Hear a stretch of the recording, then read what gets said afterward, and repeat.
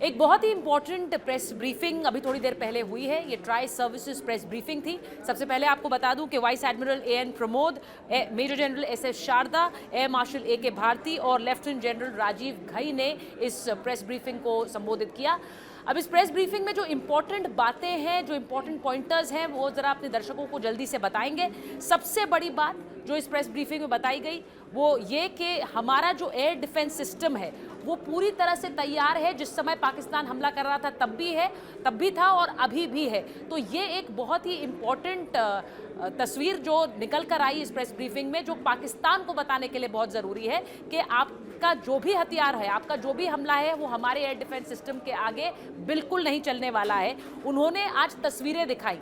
ये जो press briefing थी इसमें नूर खान एयरबेस की तस्वीर दिखाकर बताया गया कि कितना घातक हमला भारत ने उनके एयरबेसेस पर किया है। बहुत इंपॉर्टेंट बात यह है कि भारतीय प्रेस कॉन्फ्रेंसेस जो हो रही हैं उसमें हम सबूत दिखा रहे हैं, हम एविडेंस दिखा रहे हैं हमारे उस हमले की जो हमने पाकिस्तान पर की है।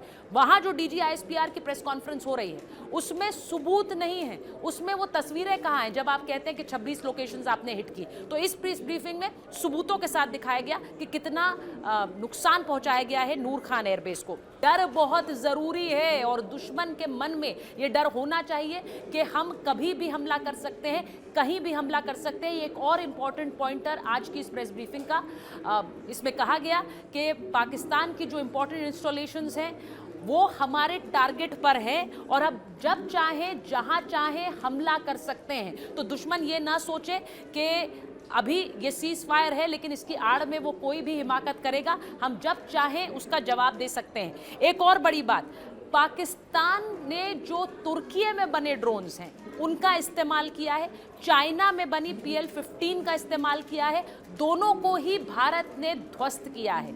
यानी इसकी इंपॉर्टेंस इस बात से समझिए कि तुर्की में बने ड्रोन्स जो हैं वो हमें किस तरह हिट कर सकते हैं उसको भी अब हमने समझ लिया है। PL-15 की टेक्नोलॉजी को भी हम समझ रहे हैं क्योंकि चाइना में ये बनी है, चाइना ने इसे पाकिस्तान को दिया था। तो अब पाकिस्तान के साथ साथ चाइना की भी टेक्नोलॉजी को हमने इससे समझ लिया है। प्रेस ब्रीफिंग में क्लियरली कहा गया ये सब हमारे एयर डिफेंस सिस्टम के आगे बिल्कुल ही फ्लॉप साबित हुए हैं। इसी के साथ साथ एक बार फिर से इस प्रेस ब्रीफिंग में कल की तरह ये कहा गया कि लड़ाई भारत की पाकिस्तान की सेना के खिलाफ नहीं है, आतंकियों के खिलाफ है और आतंकियों के खिलाफ ये ऑपरेशन लगातार जारी रहेगा।